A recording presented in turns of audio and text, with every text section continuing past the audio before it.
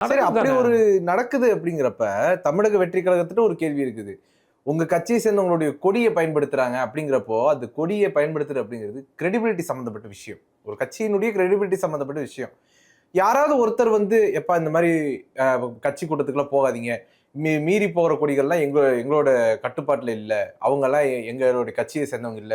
அப்படின்னு ஏதாவது ஒரு அறிக்கை விடுற அளவுக்கு ஒரு கட்டமைப்பு இருக்குதா அப்படிங்கிற கேள்வி இருக்குதா சார்? ஏன் எதுக்கு அறிக்கை விடணும் ஃபர்ஸ்ட்? இல்லாததுக்கு நான் ஏன் சார் அதுதான் சொல்றேன். அது கிரெடிபிலிட்டி நான் என்ன சொல்றேன்? அதுதான் சொல்ல வரேன்ல. அதுதான் சொல்ல ஒரு வரல. கொடி வந்து வேற ஒரு கட்சியில ரொம்ப பறக்கிறது சிம்பிளா சொல்றேன். ரொம்ப சிம்பிளா சொல்றேன். நீங்க ஒரு விஷயத்தை புரிஞ்சுக்கங்க. இப்ப பாஜகவும் அதிமுகவும் ஒரு கூட்டணி போட்டிருக்காங்க இல்லையா?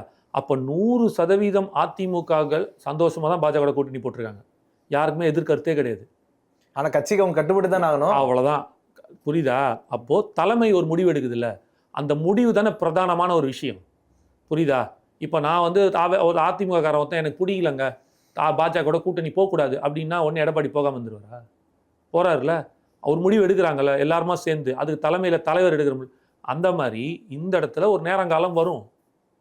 அப்பதான் அவர் சொல்வாரு. எல்லாத்துக்கும் உடனே ரியாக்ட் பண்ணணும். நீங்க நினைக்கிற இடத்துலாம் பேச முடியாது. நீங்க நான் சொல்லும்போது நீ பேசணும்னு எதிர்பார்க்காதீங்க. அரசியல் பொறுத்தவரை கேள்வி பதில் கிடையாது. நீங்க ஒரு கேள்வி மக்கள் வந்து தமிழக வெற்றி கழகத்தை எதிர்பார்க்கறாங்கல்ல சார். இங்க ஒரு உயிர் போயிருக்கு சார். 41 உயிர் போயிருக்கு. அந்த உயிர் 16 நாள் முடியல.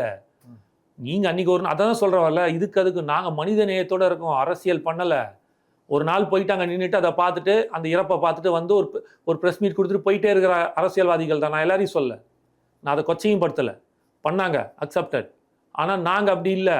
ஏன்னா அவங்கள பொறுத்த மட்டும் ஒரு உயிர், எங்களை பொறுத்த மட்டும் அது எங்கள் குடும்பத்தில் இருக்கும் இறப்பு.